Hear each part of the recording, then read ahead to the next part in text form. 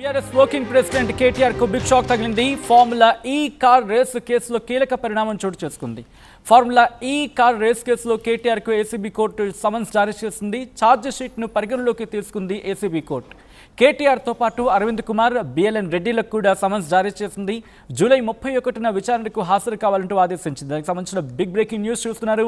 Interesting development ఇప్పుడు ఈ car race కేసుకు సంబంధించి బీఆర్ఎస్ వర్కింగ్ ప్రెసిడెంట్ కేటీఆర్ కు బిగ్ షాక్ తగిలింది. ఫార్ములా ఈ కార్ రేసు కేసులో కీలక పరిణామానికి సంబంధించిన బిగ్ బ్రేకింగ్ న్యూస్ చూస్తున్నారు.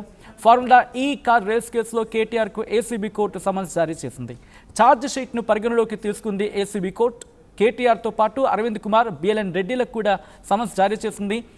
జూలై 31న విచారణకు హాజరు కావాలంటూ ఆదేశించింది. డీటెయిల్ ఇన్ఫర్మేషన్ తీసుకుందాం. మా ప్రతినిధి మధు అప్డేట్స్ అందించేందుకు సిద్ధంగా ఉన్నారు. మధు దగ్గరికి వెళ్ళే ప్రయత్నం చేస్తున్నాను. మధు, ఇటు ఫార్ములా ఈ కార్ రేస్ కేసులో కీలకమైన డెవలప్మెంట్ కింద మాట్లాడుకున్న సందర్భం ఇక్కడి నుంచి అంటే బీఆర్ఎస్ వర్కింగ్ ప్రెసిడెంట్ కేటీఆర్ విచారణకు హాజరయ్యే అవకాశం ఉందా? బీఆర్ఎస్ ఎటువంటి చర్చ ఉంది? హాజరు కావాలంటూ నోటీస్ అందజేశారు.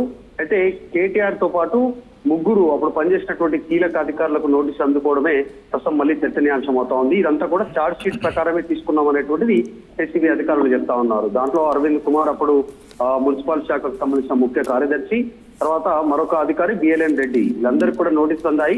దాదాపు 55 కోట్ల నిధులు అక్రమంగా బదిలీ జరిగింది. వీటిని విచారణ నిమిత్తం జూలై 31న మళ్ళీ వ్యక్తిగతంగా కోర్టుకు హాజరు కావాలంటూ న్యాయస్థానం ఆదేశించినటువంటి పరిస్థితి కొనసాగుతుంది. ప్రస్తుతం రాజకీయ వర్గాల్లో సంచలనంగా మారింది. ఇప్పటికే ఆల్రెడీ ఒకటి కాళేశ్వరం సంబంధించి గత ప్రభుత్వంలో, తర్వాత ఫార్ములా ఈ, మరొకటి ఫోన్ ట్యాపింగ్ కి సంబంధించిన వ్యవహారం, రీసెంట్ గా మళ్ళీ ప్రభుత్వంలో వచ్చినటువంటి కదలిక విద్యుత్ కొనుగోలుకు సంబంధించిన విషయంలో సిబిఐకి ఎంక్వైరీకి ఇవ్వాలని కోరేటువంటి ఆలోచన చేయడం, వీటన్నిటి దృష్టిలో ప్రస్తుతం ఫార్ములా ఈ తెరపైకి రావడంతో మళ్ళీ ఏం జరుగుతుందో అనేటువంటి చర్చ కొనసాగుతుంది.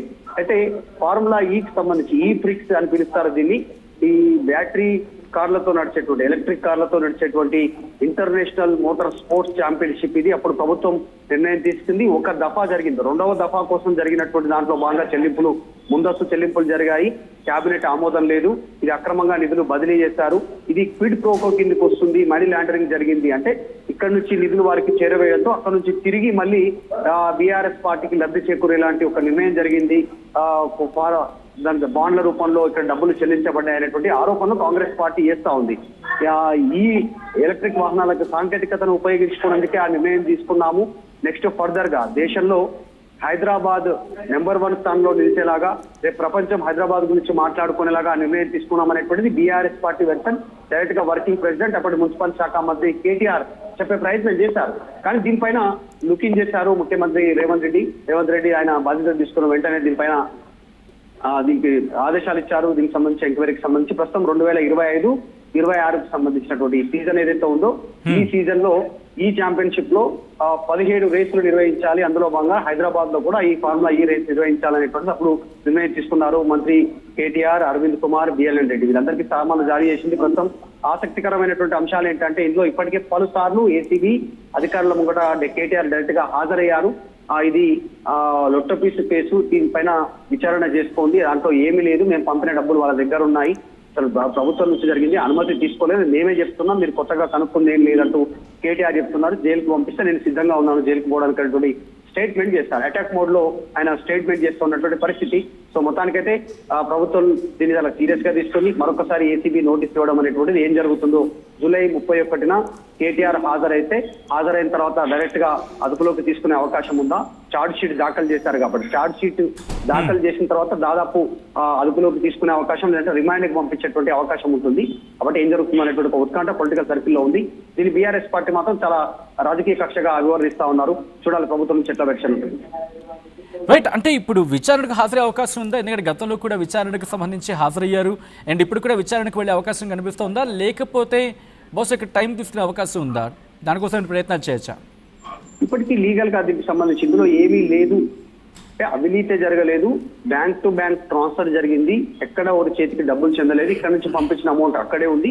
ఈ ప్రభుత్వం మధ్యలో ఈ ఫార్ములా ఈ కేసుకి సంబంధించినటువంటి ఏదైతే మోటార్ రేస్ నిర్వహిస్తా ఉన్నారో ఆ సంస్థతో ఒప్పందం చేసుకున్నటువంటి ఒప్పందాన్ని టైం లోపల కూడా దాన్ని కంప్లీట్ చేయలేకపోయారు. దాన్ని మనం అగ్రిమెంట్ చేసుకోలేకపోయాం, వాళ్ళు రద్దు చేసుకున్నారు. దాంట్లో ఎలాంటిది లేదు, లీగల్ గా జరిగినటువంటి ప్రాసెస్ అనేటువంటిది బీఆర్ఎస్ చెప్తా ఉంది.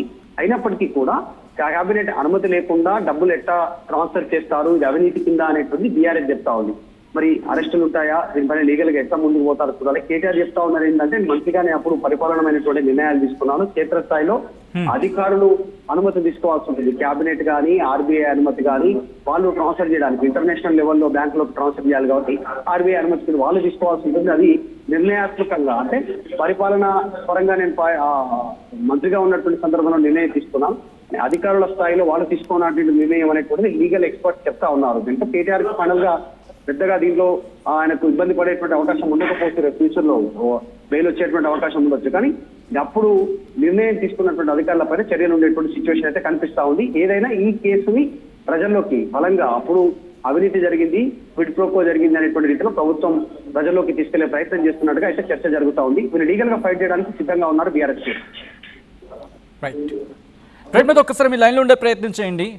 బ్రేకింగ్ న్యూస్ చూస్తున్నారు. బీఆర్ఎస్కి బిగ్ షాక్ తగిలిందా?